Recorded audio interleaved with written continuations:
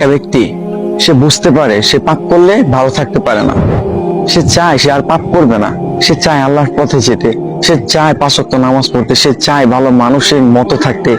সে একটু শান্তি চায়, সে তার অগোছালো জীবন থেকে বের হতে চায়,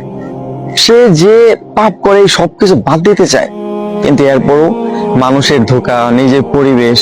শয়তানের ধোঁকা, নিজের নফসের ধোঁকা, এই সবকিছু মিলে পাপ করে ফেলে।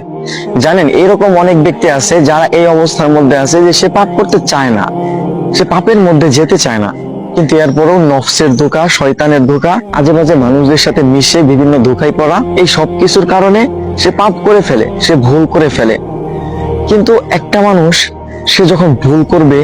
আবার তওবা করবে, আবার ভুল করবে, আবার তওবা করবে, এই মানুষটা যদি এইভাবে চালায় যাইতে থাকে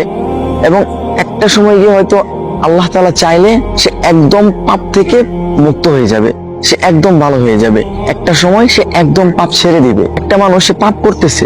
কিন্তু সে যে পাপ করতেছে এটা সে ভাবতেছে না, এটা ভুলটাকে সে ভুল মনে করতেছে না, পাপটাকে সে পাপ মনে করতেছে না, সে একটা খারাপ কাজ করতেছে, সে পাপ করতেছে, তার কাছে মনে হচ্ছে না যে এটা ভুল, এটা খারাপ, এটা পাপ, আল্লাহ তাআলা এটা অপছন্দ করেন, আল্লাহ তাআলা এটা থেকে দূরে থাকতে বলছে।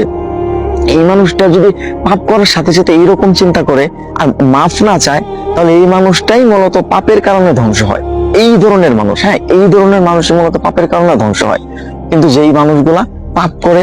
আবার আল্লাহ তাআলার কাছে মাফ চায়, সে পাপের জন্য তওবা করে, সে আল্লাহ তাআলার দিকে ফিরে যেতে চায়,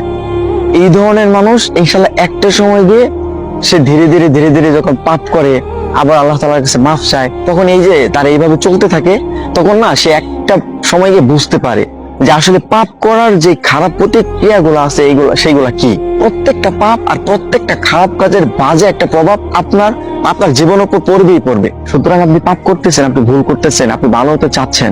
এইটা একটা ভালো অভ্যাস যে